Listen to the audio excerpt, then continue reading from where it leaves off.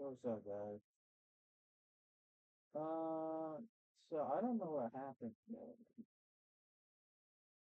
Yeah, I just my channel blew up for like a day, and then that was it.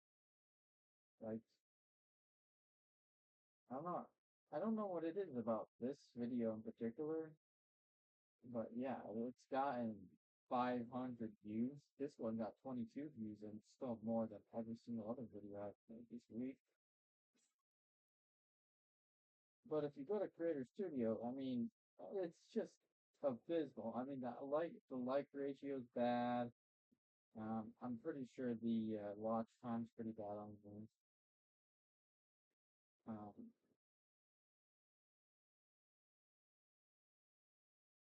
23 hours is pretty good. But 2 minutes is horrendous. Um, but yeah, I guess so. I guess what happened with this video is people just they watch the video for 2 minutes and then they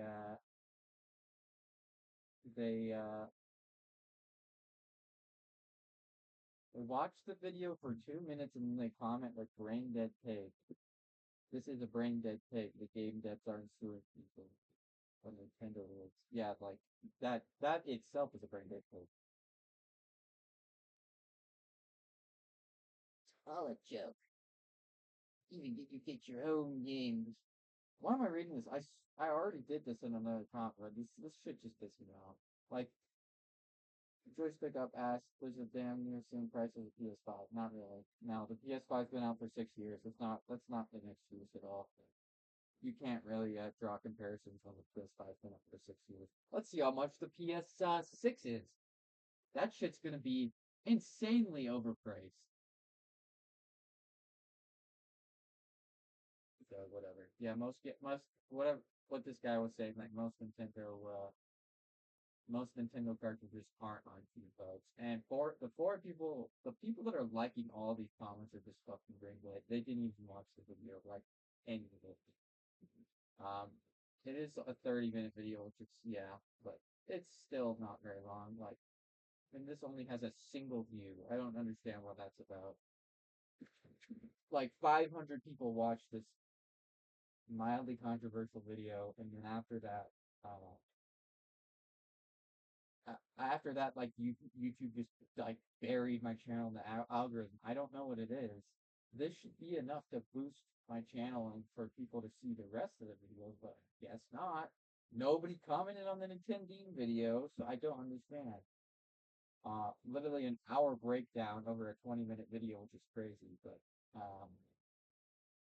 yeah, I genuinely like. I could definitely just post this stuff on my main channel and get a confident amount of views. But even then, like, I don't know what it is, but YouTube seems to be burying my videos in the algorithm. Like 7 views, 13 views. It's been a couple days. -3 in the last 28 days. What the fuck is that about? Maybe that's because I deleted the rating tacos video, but yeah, 35 views is crazy. I think it's because I removed the original Chilling Tacos video. Um, but I only did that because literally all of my engagement was coming from a single video. Like I'm suffered from success, and I hate the fact that this is the only successful video on the channel. So I literally deleted it because I'm tired of these like children coming on my channel and commenting Jumbo Bumbo in the fucking comment section. Oh my god. Um, but yeah, I could totally just post this on my main channel, but I don't really. Oh, it's so goddamn down. I don't know what I'm gonna do.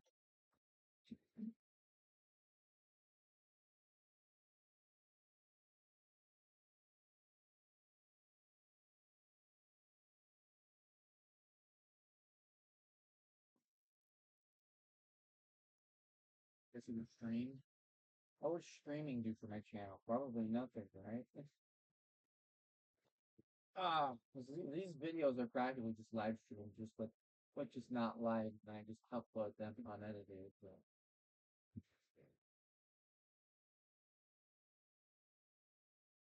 one view is just so disheartening.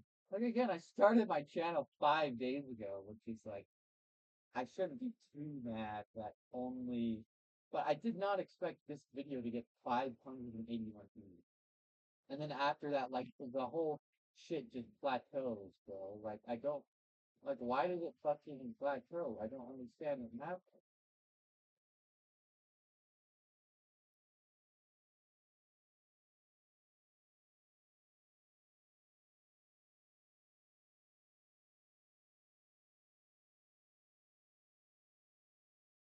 Yeah, again, this was great. What,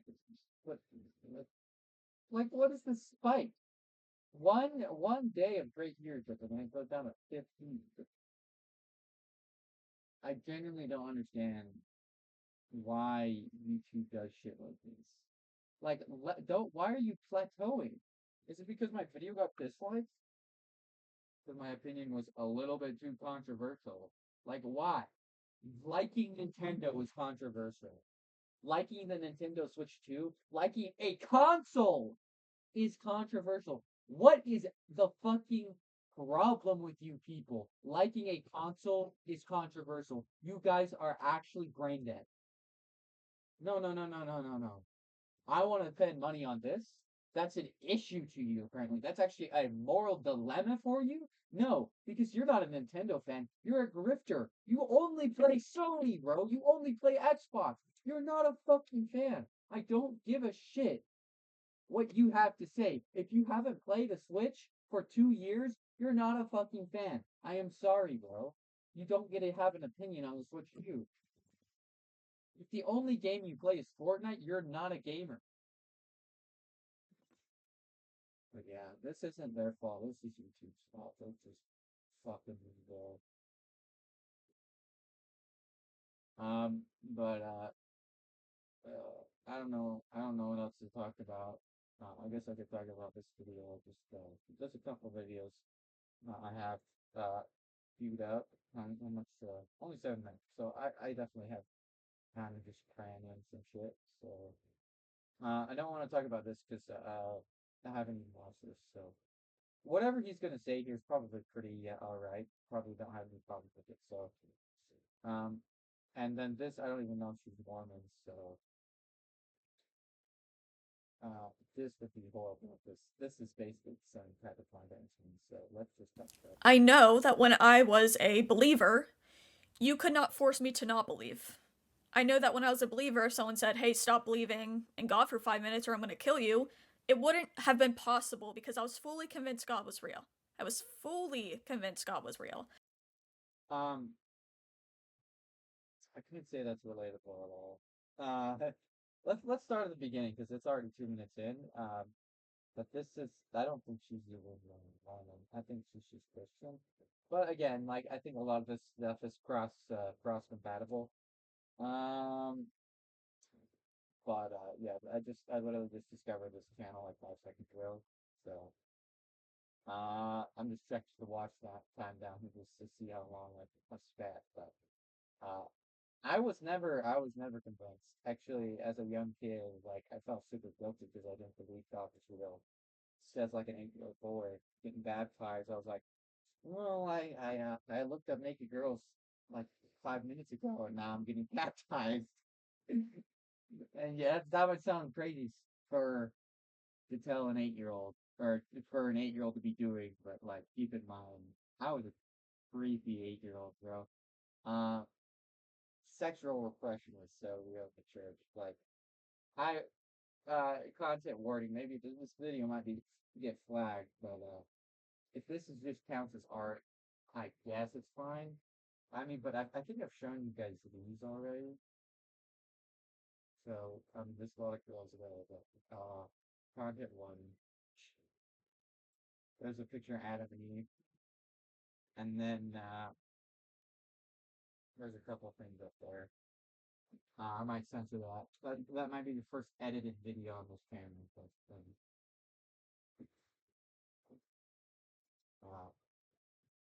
like wording nudity.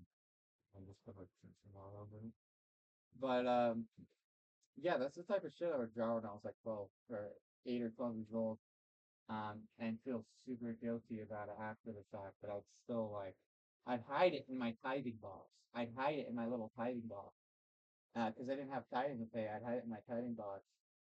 And yeah, I had a lot of like nude pictures that I drew just for myself that I just look at. I didn't know what jerking off was even back then, so I guess I'll probably just show it again. Just use this so you can see it. So content wording again. There it is. I drew this recently, so but there's that. And there's actually a massive mural behind this. You can kind of see the wing right there, but there's a massive mural behind this wall that I've covered up because just because I was ashamed of it. Oh yeah, let's try and put this at all. Buttery pancakes. And then maybe I'll flash a few pictures on screen. Let's see. Those ones up there. I just drew like a couple of like a couple hours ago. So at the very top. Um, okay, but yeah, I'm definitely getting off track. But what I was saying is, I could totally. I do not relate to that at all. I definitely don't. Did for the when I was still going to church. Hi guys, I hope you're all doing good. I wanted to talk about a topic that has been on my mind a lot lately. But I kind of hesitate to talk about certain topics, even though I think about them so often, because of people involved. So a lot of you asked me to tell like detailed stories of how I got to where I am, or how my family reacted, this and that. I hesitate to answer those questions because other people are involved that I love and care about, and want I just don't want to harm them in any kind of way, and I also want them to have their privacy. But I think that with this topic, I can talk about it in general terms enough that it's not targeting one person and it's not about criticizing the person, but it's about talking about the harm the actual belief is causing people, and just talking about it in a way that's That not is even correct, just Riley. specifically about me. And that is the topic of being the only atheist in a Christian family. I just wanted to show you this one. But yeah, I definitely have plenty of drawings that are just like in a box somewhere that I'll only look at for myself. But I drew this like 5 minutes ago. Not 5 minutes, but a couple hours ago. But I don't know why this is fucking show and tell now, but I'm just proving the fact that my horny ass almost left the church when I was like 14 over shit like this. Like literally just lines. Um, it's, my camera's been reversed this whole time. Uh, for bullshit, so like that's a correct. That's what you say with the correct correction. But yeah, this is a very old OC. This OC's from like the first time I drew this person was probably like 2017. So yeah, older than some kids that watch my channel. So anyway, let's continue with let's stop there about it. Let's continue with this video. Or let's say being an atheist in a predominantly Christian family is extremely hard. Is extremely hard. So I'm just gonna get into it. The first thing that I think one of the things I struggle with the most is the feeling of like you have done something wrong or you are in trouble because you are an atheist. Not even that, like the guilt of again going back into the like the drawing shit and like the like I felt like as a kid like I didn't believe well I was still going to church. I still had the Melchizedek and Aaronic priesthood. As a young kid, I had the I don't know when the one did. I think you have the Aaronic priesthood when you're 12. But like doing normal human things, like jerking off for the first time is so like you feel so guilty. You feel so guilty because I think most people my age that were still in the church probably haven't jerked off yet, like not even once, which is crazy to think about. Like people my age, or older have never touched themselves. That's crazy. Just think about how absurd that is. That somebody my age, 20, has probably never touched themselves, not even once. That's absurd for me to think about. Obviously at 12, like there's probably a few stragglers. I think it was 11 actually. But like by the time you're 14, 15, you kind of start to pick out who who wants to be in the church and who doesn't. And those who still do, um, you can tell like they've never made themselves before. Uh, It's crazy. It's such a weird thing to talk about, but like, you can tell the men that like are attracted to women and the men that keep their respectful distance at all times, and most of their relationships are duds because they're very like standoffish and like they're not like I don't know. It's different. Maybe that's the type of relationship you want as a girl, somebody uh who doesn't even know what it's like to touch themselves. But yeah, like because those boys, it almost seems like they have a lack of testosterone. Like they're way too happy. Like you can tell that they're just deep, and they've never done it before. Um, and then you can tell the ones that have done it before, but usually they're still pretty loyal to the church. And then there's the ones that just you can play it for board addicts because they don't care at all.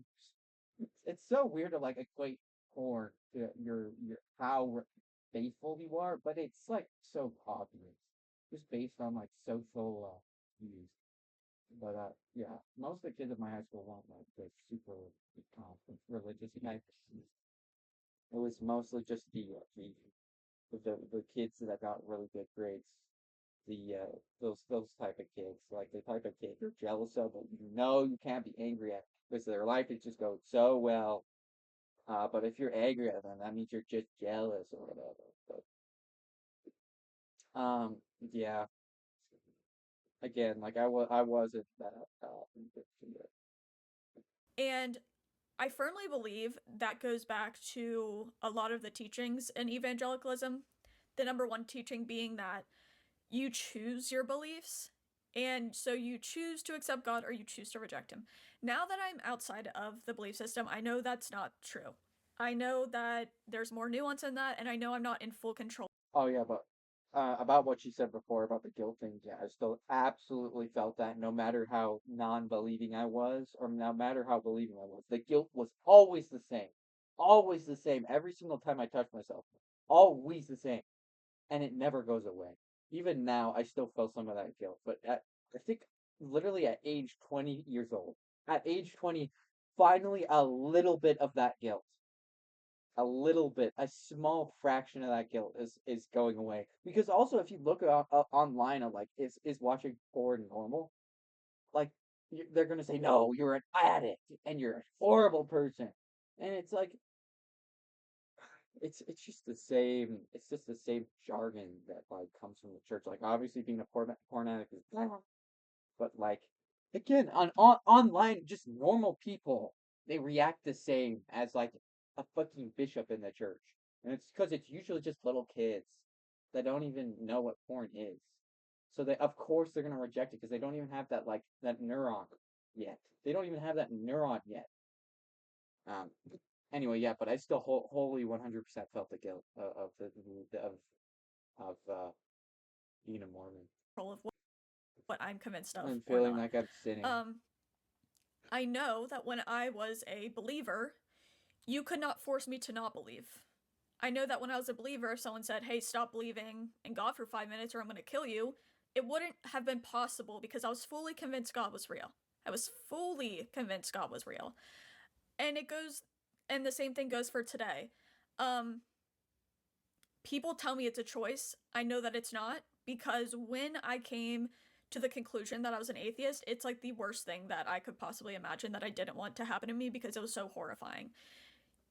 Nobody. That that's crazy to me. And again, with the skeptic heretic, I think this person is very, very similar to Alyssa Grenfell. I have not watched any Alyssa Grenfell videos on this channel, but I think women love church and love God way more than men do, and it's only wholly wholly because uh I don't think women are like as sexually repressed as men are in the church, in church in general, in any Christian church. I think women just don't have that experience of of choosing between God and porn. Like they don't have that experience of choosing between God and like wanting to explore your sexuality. It just never happens to them, or it just doesn't happen as a big of a as big of a what is it? What it's just not as big for them.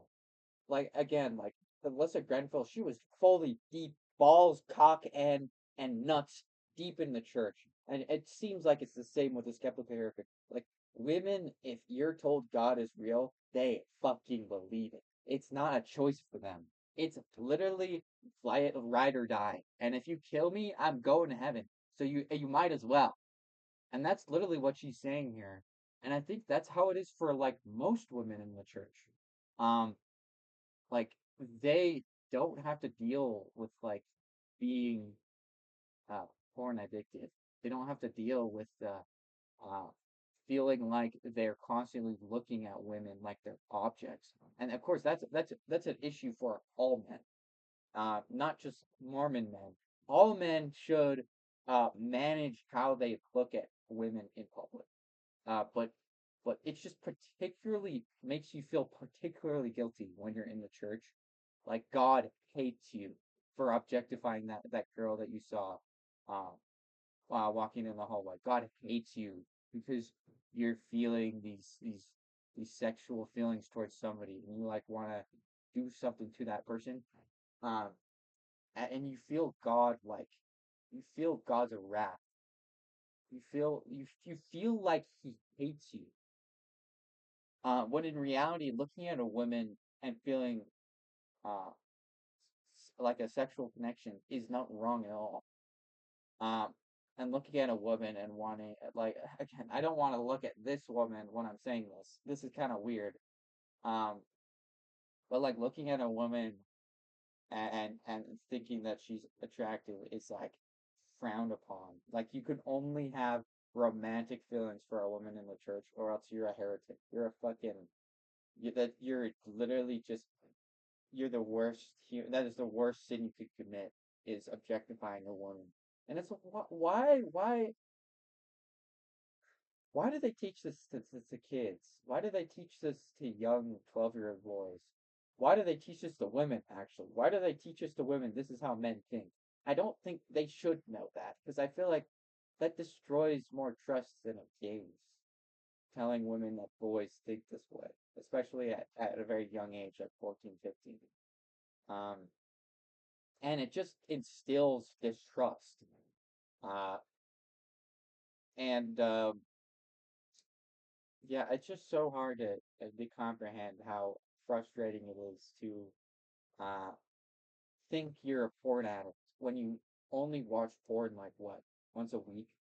But to think that you're a porn addict because on the internet, when you go on the internet and search like is being porn, watching porn normal, it always says like, no, you have a problem. And you should quit right now. And if you want to quit, delete all hardware porn immediately. And it's like I don't want to. This just seems like way too like gung ho. It doesn't seem helpful. And again, like when I was still in the church, I went to seminars for porn addicts, and it was very disheartening seeing people there one week but not there the next week. It was very disheartening to go and it just be you and the other committed guy. Um, like again, I don't really think I'm that porn addicted. I just think that I have either uh a very, very healthy relationship with it or very unhealthy that I'm edging back into like I'm only going to do this once a week or like once every 3 days. Um, or once a day instead of like 5 times a day. That's my issue actually as a porn addict. Uh, I'll do 5 times a day instead of like my schedule once before a shower. Um, but yeah, I've just been getting out of the habit of me relying on it. Because I got so addicted while I was in the church, and I felt so guilty while I was in the church. But I was like, this was like my crutch for my atheism was porn. It's like this makes me feel so good. Why would it be bad? But anyway, let's keep Really going. wants to turn their entire world upside down just for the hell of it. It was really scary. It caused a lot of grief. I was very confused.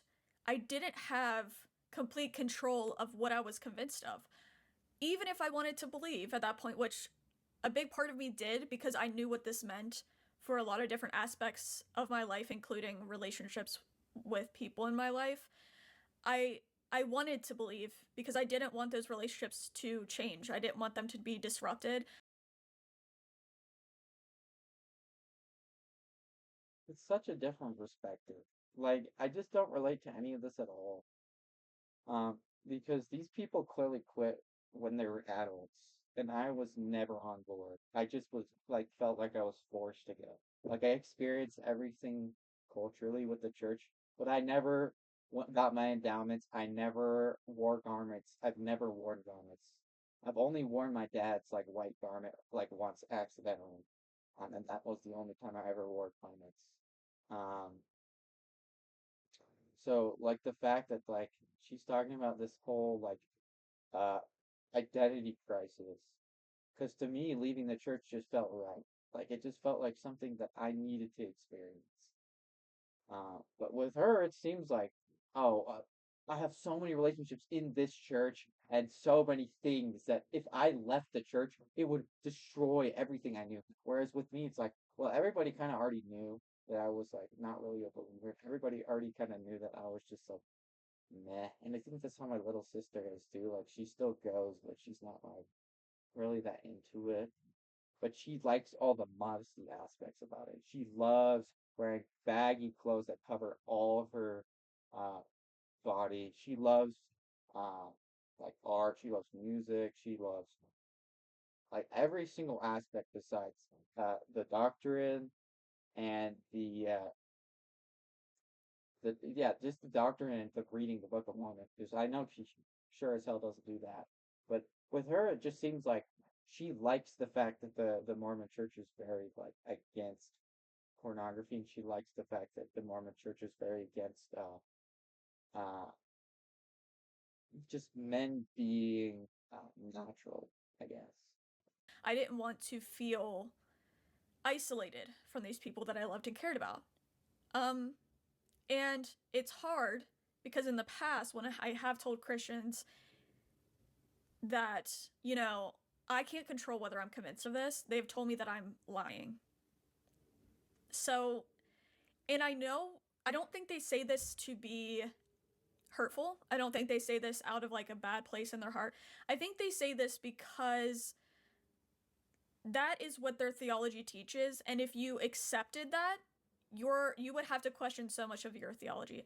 For example, if you are evangelical who accepted what I'm saying about my experience, which is I don't control whether I'm convinced of God or not, they would have to think to themselves, do I really believe a just and good God sends people to hell for something that is outside of their control? Like being raped as a child. Again, oh my God, there's just so many things like that. But what was she saying before? The fact that when she talks to people about this type of stuff, they're always like, "Oh no, you're lying," or "Oh no, you're definitely just having like uh a spiritual crisis, or you just need to talk to your bishop." Talking to your bishop about an issue that you're wanting to resolve was never on the table for me. In fact, that was probably the worst possible outcome. Because if I ever did that, I would have probably had a panic attack. Telling the bishop that I had a problem with pornography. Telling myself that I have a problem with pornography is already hard. Telling my parents, hard enough. Telling the bishop of a church, just impossible. Like, I'm sure he knows. I'm sure my dad has told him already because he was in the bishopric. Um, and God knows the trauma of being a daughter of a bishop. I dated a girl who was ex-Mormon, and she was the daughter of a bishop. She was just nuts. I mean, it just anyway. But uh, yeah, like he probably told him, and that's how I knew about the program. But again, the program was just so sad. It was so sad seeing all these people feeling so guilty, and it just wasn't the right environment for them. Like if they genuinely wanted to change their belief system, like being in the like being a porn addict, like if they genuinely not belief system, if they genuinely wanted to change their lives and like get away from porn, I don't think a therapy session through the church is great. I think you could just go to a regular therapist. And again, like I haven't even told a regular therapist about my issues with pornography because it's just so hard for me to admit. Um, what was I even talking about? Yeah, like telling other people about these things is so hard because these people are just so on misunderstanding. Like they're so like in their own world, and like if you have issues with your uh belief system, they don't understand at all because their belief system reinforces all of their biases. Their belief system reinforces everything they already believe. Whereas my belief system in the church doesn't reinforce anything. In fact, most of the stuff I believe is not reinforced by the church. LGBTQ, gay rights, black rights, um, just wanting to watch porn, uh, drinking alcohol. I never drank alcohol, but I just never saw people that drank alcohol as like evil. Um, just all of these things. Not wanting to wear garments, not wanting to be married and have sex. Like all of these things, like none of these things align with the church, yet I believe them. Whereas with her, it seems like she genuinely, like her belief system aligned with the church up until she was at a mid to late 20s. You would have to cope with the fact that it's not a choice and that people don't choose to go to hell. And that's a pretty big ask, honestly. If you're talking to a Christian, that's a pretty big ask to ask them to consider because it's gonna turn things upside down. I know it did for me. Um, so don't get me wrong. I wish that in a lot of these cases, people in religion would be able to hear your experience and they wouldn't have to discredit your experience to keep their belief system, but unfortunately, that's not usually how it goes.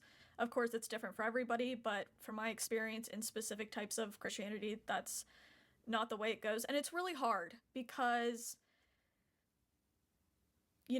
telling your family that you are atheist when none of them are and you know exactly what they believe is is very, very difficult. I know. Yeah, I've just never admitted it. I just don't like. I think they just know because I've already like done so many things, and I haven't been to church for a while. So like again with these people, like they treat like leaving the church like it's this doomsday where like her and Alyssa Grenfell, like I feel like her and Alyssa Grenfell have very very similar perspectives on how they left Christian religion. Um, like for me, it was so natural. Like I just stopped going. Like it was so easy for me. Like I just didn't want to go anymore. So I didn't. They stole my records. I don't really have an issue with that. That just means I'm not excommunicated, so I could just go anytime I wanted if I still believe, which I don't. Um, and yeah, it just never felt like I lost my faith. Like I still believe in God somewhat. Um, I just don't believe in the doctrine of the LDS Church. And I haven't read the Bible all the way through. I haven't read the Book of Mormon all the way through ever. So For me, I felt extremely responsible for their grief that came along with that. And I try during this whole thing and during the process of me becoming an atheist, I try really hard to remember what it was like to believe. And so I'm constantly trying to put myself in their shoes and be like, what is this like for them? And not forget that and not forget what that felt like. it's like you can see how Christian she is. You can see like all the roots that have taken hold and they've never let go. With Alyssa Grenfell, she's probably been out from the church for like 30, not 30 years, 10 to 15 years. With her, it seems like this is like 20-year-old college student that left like a year ago. Let's see how old her channel is. This will probably tell you how old she is. Uh, 4 months ago. Literally, like this is a fresh atheist right here. A freshly born atheist. So, um, yeah, it's just crazy to me that again, like how she talks, like it's clear that it's not rehearsed because look, she's looking down. Um, she might have like bullet points, but this is not a talk. She hasn't written this down. This is all just from her heart. And like I more Christians, but specifically Mormons in general, are so good at public speaking. It's crazy. Mormons are fucking amazing at public speaking, and you know why? It's because every few months or so, the the uh, the uh, the bishop of your ward comes and he tells you you're gonna come and you're gonna come and do uh, public speaking for the church, and you're gonna do a talk based on what you believe on this specific doctrine, and you're gonna go stand up in front of every single person in your neighborhood plus. And yeah, I've done it before. I've done it multiple times actually, but you do it a lot seminary, you do a lot in it just in church. When you're separated into your classes, you do it shit ton in that. Because they always are asking questions. And being good at public speaking is so good in the church that almost if you're good enough at lying in the church, you'll like everybody will think you're like this great follower, but you're actually just a massive hypocrite. So the fact that this whole thing is definitely like not scripted just shows how Christian she is, and just shows like how fresh she is too. Just the way she talks, she hasn't sworn a single time, and she's being extremely polite. So when I go to tell somebody that, I know they're going to be devastated. If you believe that someone you love and care about so much is going to burn in hell forever, that's some pretty devastating news if you think that's actually going to happen. It is, and especially when that person is you. And when that person is you since you were 8 years old, you're like baptized, but I feel like I like women too much. Like I'm too horny all the time. And that means I'm going to hell. Like the fact that I'm 8 years old now and the fact that I made all these bad choices and now I'm 9 and now I have a device that can show me what a naked woman looks like. Um um something like this. I probably have it around here somewhere, but yeah, just crazy things to like look back on, and it's like, dude, I totally thought I was going to hell. I totally thought like at age 9, 10 years old, I was going to hell because I looked up on my little Samsung that I got in like 2014. What do naked people look like? And I looked that up. Um, on my mom's like email, by the way, like this was her account, and she probably found out later, and she was like, "Yo, what are you looking up?" They had like a little talk about it, but I don't think I knew that search history existed, so I was just like, "Oh, what a coincidence! We're talking about this for have family home evening." But yeah, it's just crazy to me that like I genuinely thought I was a horrible person for 10 years of my life. Happen to them. So it is understandable to me that they are heartbroken or they freak out or they don't have a good reaction. That's to be expected. I understand that. At the same time, I am allowed to be hurt by that because it's hurtful. It's really, really hurtful. Do I think it's personal? No, I think it's part of their belief system, but is it personal to me? Yeah, it is personal to me. Um, this is something I try to honestly try to ignore, but it's a really dark realization when you are with a loved one, you're with someone you care about and love so much, and you come to the realization that now that you no longer believe, they think it is justified that you burn and are tortured for eternity for not believing like them.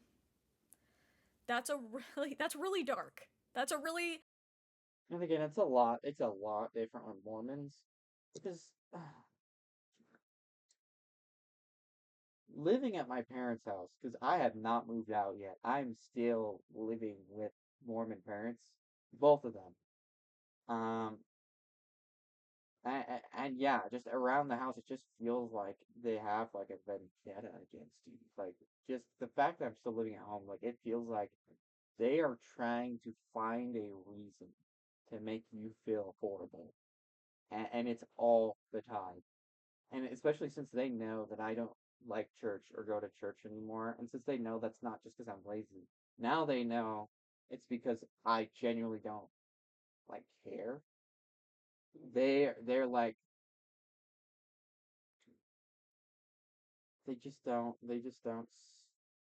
I don't know. I don't know. They just don't trust me. Like they never trusted me. They always saw me as a bad kid. They just don't trust me. They just don't. They just don't trust me at all, actually, with anything. And it's just constant. Like they don't trust me with like basic things. heavy thing to sit with. And on top of that, Oh yeah, I was gonna mention the fact that there's at the Celestial Kingdom, and that's probably where they think I'm gonna go. Even though I watch porn, so porn is like outer darkness to a Mormon. But like they probably think I'm just gonna go to one of the lesser kingdoms, not burn in hell, because hell to Mormons is just black. It's just darkness. It's just very painful darkness. So, and then the prison is literally is a prison. In my head, it's a maze, and it's a maze. The maze is your own head, and you have to escape that to get into paradise. So that's how it is to me. That's how a prison is. That's the Mormon afterlife, and that's what heaven and hell basically is. Uh, separate from the actual heaven and hell that nobody's even been in yet. it's not just that, it's also the fact that they believe they are going to go to heaven and worship the the deity that is sending you to that place. Um that can be extremely hurtful. It's a really hard thing to cope with, honestly, because at least for me, I feel like I have to keep in mind they aren't doing this to be hurtful, or they're not doing this because they hate me or because they don't care about me, but it's still hurtful. And I think that's a reasonable thing, a very reasonable thing to say. Um, and I always have this feeling like I'm in trouble or I'm doing Hmm. something wrong. She brings this up again. She brings this up again, and I can't help but agree. I can't help but, even as someone who's like never been fully believing, like I've always still somewhat believed, even as like an 8 year old. Like again, like I keep saying, like as an 8 year old, I didn't believe, but I still did. I just thought of myself as a horrible bad person, but I still did these horrible sins. But according to God, these are atrocious sins. Um, so those things that I would discover about myself, the only way I would cope with these things is I would go on the internet and see, uh, like I don't know, like Newgrounds animations, and it's like a big booby white woman with it, like that was my like comfort, like knowing that people actually have sexuality, and that sounds so weird too, but like it was comforting knowing that like there's people out there that are just as horny as your like weirdly developed 9 year old brain was. Um, because just as a 9 year old, like watching like Newgrounds animations, watching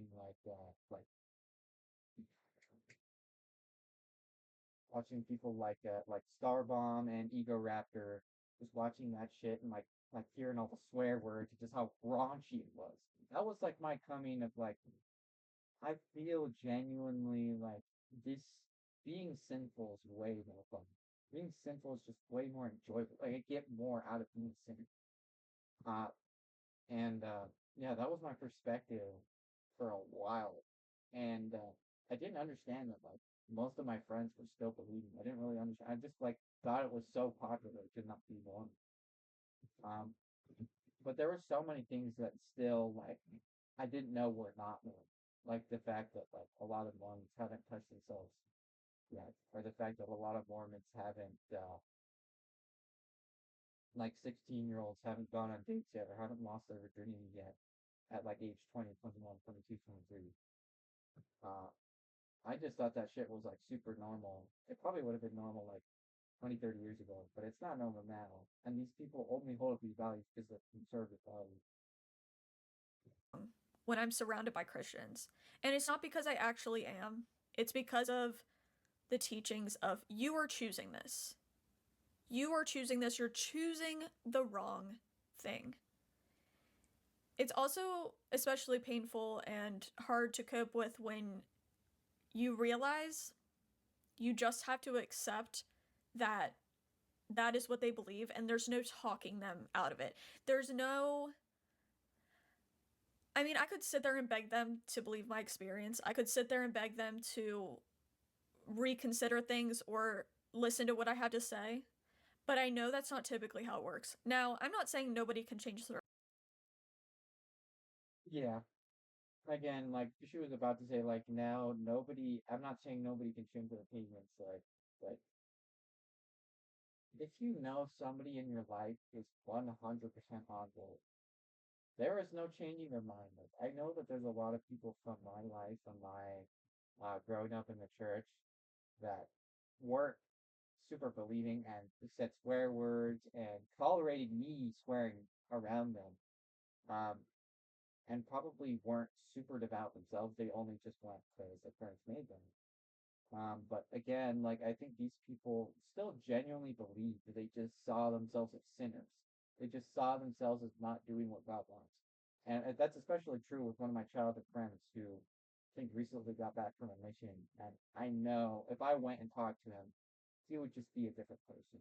And I know he's not the same person because I know he would be open to talking about like sexual repression and he would swear around, say words like ass, fuck, and like he would tolerate me saying swear words. He wouldn't like stand up to me or anything, or he would let me talk about girls with him.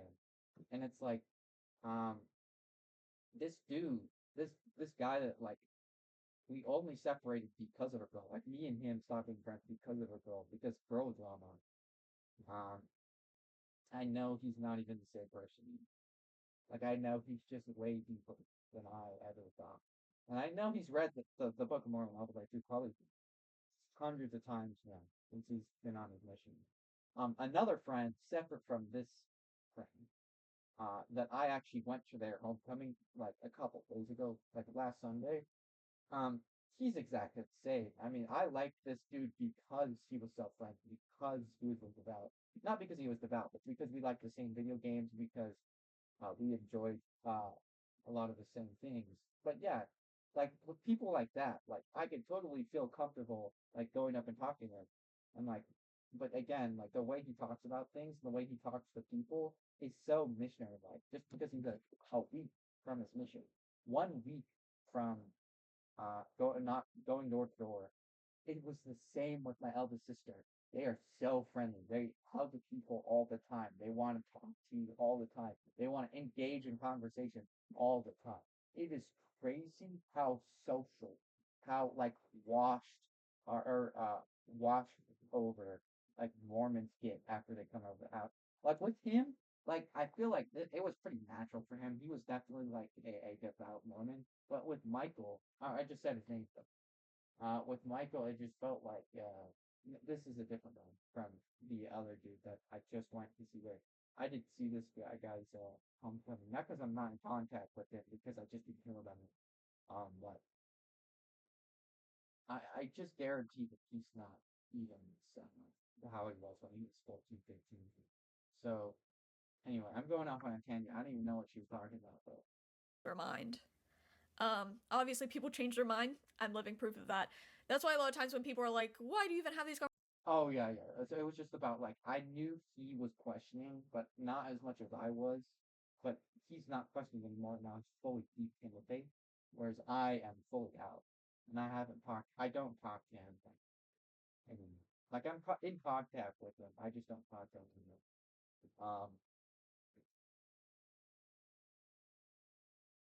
But yeah, I've never like convinced anybody. I've never been that corrupt. Because I'm not a very good example. I'm a horrible example. Like if you were to follow my example, you your life would suck. Like I'm not a living example of a successful person that's left the church, but obviously she is. Conversations, nobody's changing their minds. That's not true. I changed my mind. But that has to be on their own. That has to be them ready to accept new information and ready to evaluate new information. I can't just force somebody to listen to me and my experience. And I think a lot of people think because of my content, I'm so ready to, like in real life, to try to convince people of what I believe or convince people of my side. That couldn't be further from the truth. I never do that in real life. Now I've tried to, if somebody has asked me, I've tried to explain to them my experience. Has it gone well? No. But if people are genuinely asking, I try to genuinely answer. But So she's not an anti-missionary or anything. She's not the type that's handing out flyers saying like this is how much my church is making every year and this is how much they're donating. But yeah, that's very, very relatable. The fact that she's not converting anyone to atheism. And it's the fact that being an atheist is different. Being an atheist is lonely as shit. And the fact that people like her exist, the fact that people like her uh uh need to make YouTube channels, people like me that need to make YouTube channels to vent to a camera, it just proves how lonely it is to be an atheist. Um, and the fact that like nobody around you is on your side is so disheartening. And the only people that like are on your side are people from out of state, or people that you don't relate to at all. Like I have no ex-Mormon friends, and all my ex-Mormon friends have been ex-Mormon since they were kids. Like they left because of a divorce, or like just because their parents didn't move in, or because they just didn't have a huge experience with the church or whatever. Like um so most of my non-Mormon friends aren't ex-Mormons. They just aren't Mormon. And I don't really have any ex-Mormon friends. And with her, he probably doesn't have a lot of like um uh Eric or what's her denomination? Just Christian. She probably doesn't have a lot of ex-Christian friends. She probably has a lot of atheist friends. She probably just doesn't have a lot of ex-Christian friends that are like um had the same experience, because finding ex-Christians is so like rare. It's either they believe or they just were never they weren't born in the church. number one, I don't really care if people believe in a God. I don't. I don't care if people believe in a higher being. That doesn't change anything about, that doesn't threaten anything when it comes to what I think and what I'm seeing. Um, and I think that's the difference is yes, I have my criticisms towards Christianity. Yes, I have my criticisms towards religion, but it's not a huge deal to me if somebody is a Christian. Um, Now, obviously, there are things that are a big deal to me, like supporting things that I think are really harmful, X, Y, and Z. But I don't care if someone's a general theist. I'm not an anti theist. Never have been. I doubt I ever will be. I guess never say never, but I just don't think that I am an anti theist. Um, but the same isn't given to me. You can't. Exactly like people say, there's no hate like Christian love. Like yeah, Christians, especially non-Mormon Christians, are fucking evil. Mormon Christians like practice Christianity in probably the best way possible. Non-Christians, non-Mormon Christians are horrible Christians. Non-Mormon Christians are like like so angry, such angry people. And all for what? For a guy with yellow hair. For a guy with yellow hair and that clearly raped a child at some point, or clearly was friends with Epstein. All for all for what? Because if you believe in God, why do you believe in Donald Trump? Why do you choose to be a conservative? Is it because it aligns with your belief system? Because being a theist doesn't mean you have to be a conservative. And it pisses me the fuck off. It's like, why? You're Christian. Everything Donald Trump believes in goes against every single thing that you've been taught. But yet you believe in him. Donald Trump is the least Christian conservative on the planet. Yet every single Christian on the planet seems to be on his side. All for what? Because this man's not a Christian. He's like the exact opposite of Christian. He's like the most non-Christian you can be as a conservative. It's because Donald Trump he just loves sex and he loves women and he loves drinking probably and he loves money and he loves fame and he loves attention and he loves every single deadly sin. And it's just so like it just makes me so angry that Christians are so angry. It makes me angry that they're angry. And why are you angry? You're in the wrong.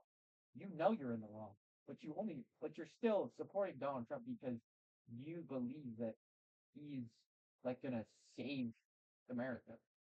But he's not. Donald Trump's no Jesus Christ. Donald Trump is nothing like God. Like I have problems with the Mormon God. Like I have problems with how he reacts to things. But I have a lot of but Donald Trump is nothing like him. He's not merciful. He's not kind. He's not patient. Um he's not willing to compromise. Because again, God's not willing to compromise. But Donald Trump isn't willing to compromise in the biggest extreme imaginable. And everything that Donald Trump says is contrary to the Bible besides his conservative beliefs, his very baseline conservative beliefs. Um, and I just think Donald Trump just isn't a real conservative. He just is a Republican because he knew that's the party ticket for it. He's a conservative because he's a jackass. Conservative because being a jackass aligns with being a conservative. If you're a bad person, you'll fit right in with a conservative. You'll fit right in with the Republican Donald Trump. If you're a white supremacist, come right in. Come, the doors are wide open. Come to my rally. That's how it feels like with Donald Trump. He's only conservative because he's a bad person. He's only conservative because being conservative is easy if you're a horrible person. Because Christians are forgiving. Like, why are you forgiving somebody who is not in your best interest? Forgiving Donald Trump um, is not a good idea. Being forgiving does not apply to someone who doesn't forgive. And if that's someone who you're voting for president, I'm going off on it. A lot of Christians can't say it's okay that she doesn't believe. They cannot say. Yeah, like, and a lot of Christians have gaslit themselves into thinking Donald Trump's like Christian, which he isn't. I'm sure he's not like touched a single lick of the Bible. He does not read the Bible at all. He does not read at all, actually. And like, yeah, like Christians just aren't loving like Jesus. Christians don't don't give what they preach. They are the ultimate hypocrites. Say that a lot of times. And that's because they believe that it is fundamentally the wrong choice and they have all the answers and what they believe is true. And because I don't believe like that, I'm gonna be punished, burn in hell forever. And that's never gonna be okay in regards to people you love and care about, or maybe in general, I don't know. But it's just hard knowing that and coming to terms with that and trying to accept that because it's stuff that I feel like I shouldn't have to accept, but it is the reality of things. Nothing could be more relatable than that. Seriously, like, you don't have to put up with stuff, with pros, with the feelings. You don't have to put up with Christian, but you still do anyway. You still like hide your real feelings. I still go to a friend's house on Sunday and like fully expect them to not want to play video games or whatever. I went to my friend's homecoming, and it's like I fully expected him because I brought my Nintendo Switch too, and I fully expected him to get angry if I pulled this out. I fully expected him to like try to like avoid the situation because I know because immediately right off the bat I could tell his family was one of those families that like does not let you play video games on Sunday. Um, so it's like there's just so many things you put up with that you don't have to, but you do it anyway because you're a nice person. Because you're somebody who um tolerates bad behavior, tolerates bigotry. And I'm sure she puts up with that every single day. She tolerates bigotry. She just avoids confrontation because it's how she's dealt with things for her entire life. Um, and I guess I just kind of want to make this video because I really feel for people who have been in a similar situation as me. Um, I hear there a lot of people talk about their experiences, and there's actually way worse outcomes than what I have had. Which is crazy that, yeah, she's probably pretty privileged when it comes to this. I'm probably pretty privileged with this. My sister's trans. She's been out for like 3 or 4 years already. Um, and she still lives at home, which is insane to me. Like my parents are so loving. If she was in any other situation, she would be gone. She would probably have killed herself already. She would have probably uh, done something very, very drastic in her life. The fact that she has the backbone um, that my parents have, that my parents have a backbone, and the fact that my dad voted for Joe Biden in 2020, which is crazy to like say that's an accomplishment, but it was very like it's just so like it's not hard to because I know he's already like liberally um liberally pro as even though he is a conservative, and he's definitely a Democrat. Um, but the fact that he has such a strong backbone, even though he's a Mormon, um, he's might even just be why my sister's still alive. Um, and yeah, she is very suicidal. Um, not because of my parents, not because my parents are bad people, but I knew someone when I went to job for as disastrous as that was. There was a trans girl that was there, and you could just feel the aura of like the hatred of everybody else like judging her because she admitted that she was transgender, or you could tell that she was transgender because I knew all these other people at this trade school who in trade labor were conservative.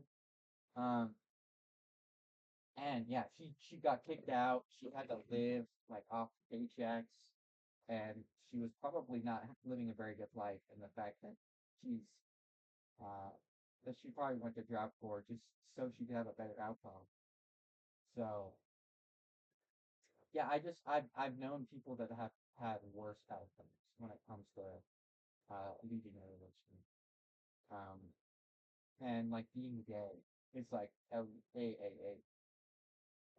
moment where if you are gay, you are dead to them.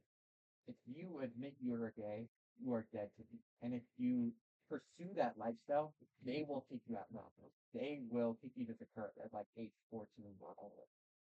So, yeah. I know my family loves me in their own way. I know they care about me in their own way. But I have heard people talk about when they came out as atheists to their family, they were completely disowned. Their family didn't want a relationship with them anymore. And I can't imagine how bad that must feel. There's all different kind of things that could happen when telling somebody that you don't believe anymore. And sometimes you're not sure exactly what to expect. How will they treat me? How will they view me? How will they judge me? And I feel like one thing I wasn't prepared for is that my experiences would be invalidated. My experiences wouldn't be worth anything anymore because when I was a Christian and they were a Christian, there was no need to invalidate my experience. There was no need to invalidate my thoughts because we believed in the same God. But when you don't, it's more likely that they have to do that to again keep their same beliefs. And No hate like Christian love. There's no hate. There's no hate like Christian love.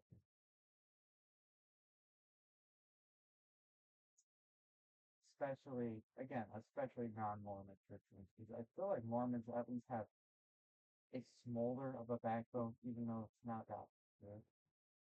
Like, there's no backbone to uh, the Catholic Church. The backbone is like these people are so angry. These people are horrible. Like taking your like disowning a family member based on what is essentially like just a difference in like politics, basically, or a difference in belief, uh, is evil. That's evil. Disowning someone over a confrontation of beliefs is evil, and that would send you to hell. That's hell with you. Not leaving the church. Disowning someone for leaving the church. That's hell with and I just know a lot of people have been through it, and I just want to let you know that you aren't alone in that. Um, there's so much that comes with this.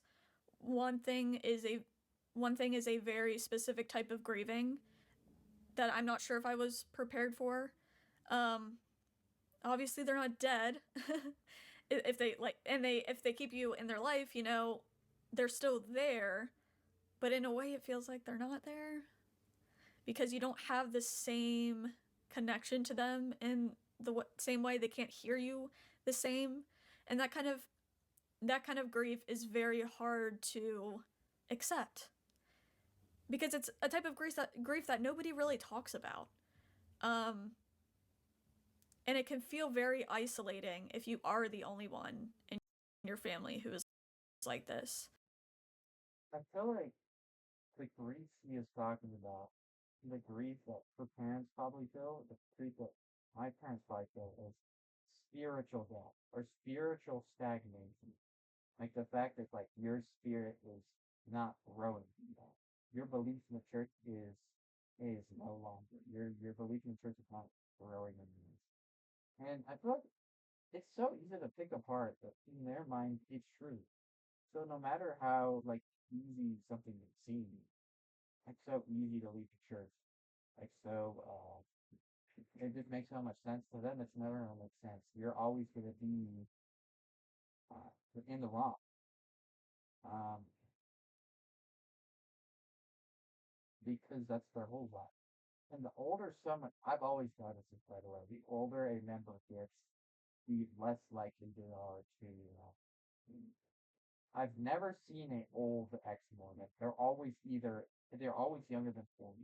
They're always younger than 30. Which is crazy to say. But, uh, that just shows that like as you mature, these beliefs like they rip onto your like brain cells like a parasite, and it's something that you can never ever. And yeah, it's usually young people, and that's just because young people are more prone to changing their beliefs.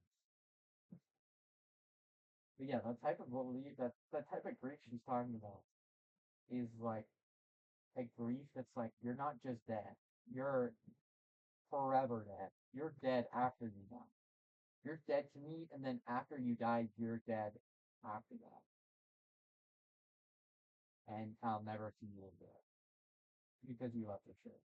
And that's the type of grief she's talking about. Um, because who do you even talk to about this type of thing? I obviously She's talking about her own grief. Okay, sorry. The type she grief she's talking about is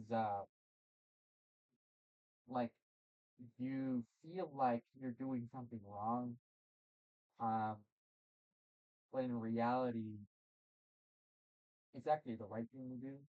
But in your own head, it will always feel wrong. Obviously, very strongly recommend therapy, but I know that's not an option for everybody. And I hopefully you have someone in your life you can talk to about this kind of thing. But this is also why I started making this content because I mean, I did have a therapist and she was amazing, but I felt like I had a therapist that she was, you know, I didn't have anybody who truly understood me. And my now husband, who I was dating at the time, he had always been atheist. He grew up in a like kind of Christian family. I don't know what you want to call it, like a Christian family, but I don't think it was the same kind of situation as me, that's for sure. Um, so I could talk to him about things. I could talk to him about this process I was going through because I was becoming an atheist while I was with him.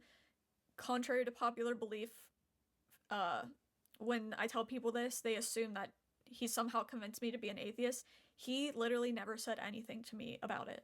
And I even told him that I was going through a faith crisis of some sort, and I could tell he was very sad for me because he could see how much it was tearing me up and how much turmoil. well, do it. Yes, we can have premarital sex. Yes, and finally come to your senses. But yeah, he's just probably a very, very sympathetic person. But yeah, most non-Mormons I know, if you were to leave the church, I think yes, you've joined the cult of not being one. You've joined the club. Come here, buddy.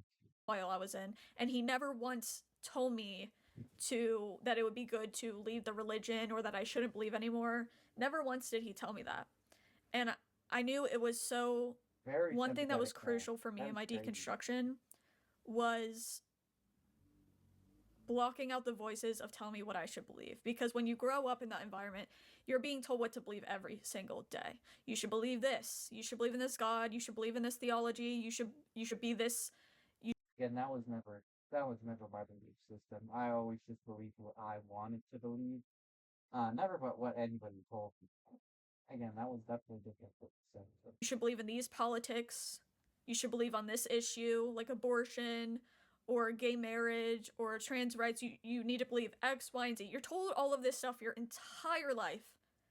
And I can't even begin to explain how much it meant to me that, first of all, I had a partner who allowed me to do this, and I allowed myself to do this, to just stop all of the voices and to think for myself and to come up with conclusions on my own without asking somebody what I should believe. And it was pretty frustrating to me when people would say, why didn't you go to a priest to ask them what to do? Why didn't you go to a pastor? Why didn't you go to a young like person, you're not youth, but young person your age and ask them, advice? Because I wasn't looking for confirmation. I was at one point, but I needed that confirmation. Like if when I was believing, there's a point where I wanted confirmation that I can keep believing this thing, that this thing is worth believing in, and I'm convinced of this thing type of situation. But I needed that confirmation to come from my own experiences. That's the thing, though. Being a theist means there's no confirmation that Christianity isn't real. There's just there's no thing you can pin on anything because everything has a scapegoat. Everything in religion has a scapegoat. You can always look at some other thing and be like, "Oh, look, this proves that it's true," or "This proves that it's true." But with atheism, you can't really disprove. The only things you can disprove is like the very like um objective beliefs, not objective, subjective, not believing in evolution or not believing in the earth being round. Like those things are very easy to disprove. Like if you don't believe in religion or if you don't believe in evolution, you're just straight up wrong.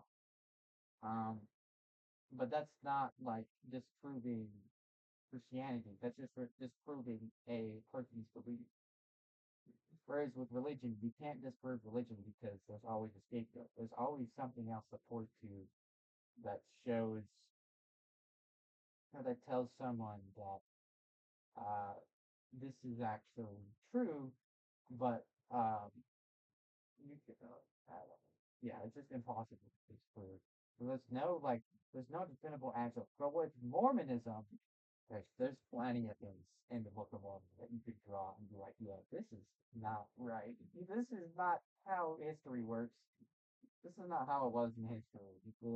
There is no Jewish ancestors for the Native American people. From my own thoughts.